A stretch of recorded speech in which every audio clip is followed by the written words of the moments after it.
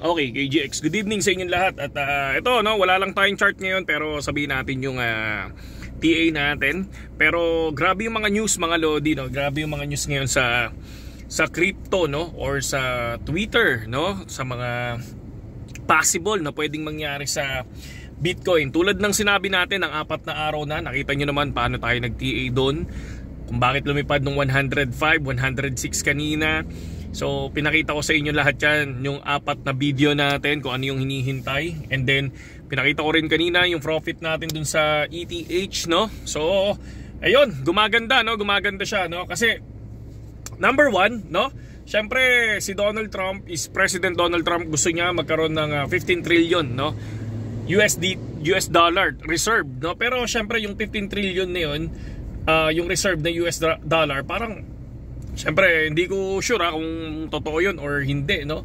Pero siguro kung magre-reserve sila, I think siguro hindi naman ganun kalaki, 'di ba? So isa 'yon, no. Tapos pangalawa, syempre yung cut rates, no, yung lalo na yung FOMC na darating sa December 19, no. So marami nagsasabi is positive daw, 97%. So tingnan natin 'yon. So na-hype ang market dahil sa ganyan, mga lods, no. Pangatlo, si Microsoft, no, si Michael Saylor, no, syempre nagbabalak na silang bumili, no, ng Bitcoin ulit, no. So pag nangyari yon, I think the 110 to 120 will hit, no, this year, no, this year, kung sakali, kung sakali, no. Pero malapit na tayo kay 110, mga kapatid, no. So kapag nakita ko na ganun, possible, syempre doon tayo sa actual, kung ano yung nararamdaman natin ng actual, di ba? So doon tayo magde-decide. So nasa and then ng altcoins naman natin, possible parang nagpaparamdam na sila, no? Parang nagpaparamdam na, parang magkakaroon ng movement ang ETH, no? Tulad nga ng mga ibang research ng mga tropa din natin, no? Sabi din nga sa atin, di ba? Sino ba yung nasa ETF? Syempre si ETH, di ba? So possible malaki ang chance ni ETH na lumipad, no. So ito, ano lang to, tulad ng sinabi ko, pananaw ko lang to, no.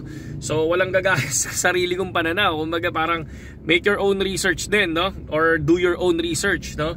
So para at least kahit pa paano maging ano lang tayo, maging sureball tayo dun sa mga ginagawa natin, mga kapatid. And then syempre naka-open pa rin tayo, no. Kumbaga hindi pa ako nagbebenta sa ETH, and nag-open ako ng Dogecoin tsaka ADA sa future, no, pero mababa lang. So naka times 5 lang ako, tapos susubukan ko mag-open. I don't know kung magkakaroon ng consolidation si Bitcoin, pero syempre I will make it sure na hindi siya maliliquidate, no. So naka-cross tayo doon, so baka magdagdag ako, no. And nagdagdag din ako sa spot, no. Yung panalo natin kanina, pero nagdagdag pa ako almost 36,000 once na bumagsak si ETH. Magdadagdag pa ako kay ETH para at least yun na yung pinaka final natin. Titingnan natin kung ano mangyayari this December, no. Pag na, I think December 19, pag maganda kinalabasan yan, sabog yan, no. So yun lang yun, yun lang yung pananaw ko, okay. So sa mga wala pang BitGet, mga lodi, no, so pasok na kayo sa link natin sa description, tapos sabayin na, kasi yan din yung requirements nung ating Telegram na gagawin. I think January ako gagawa ng Telegram para at least ano na, medyo marami-rami rin na tayo, no. So yun lang sa ngayong KGX, at mabuhay kayong lahat, at babush.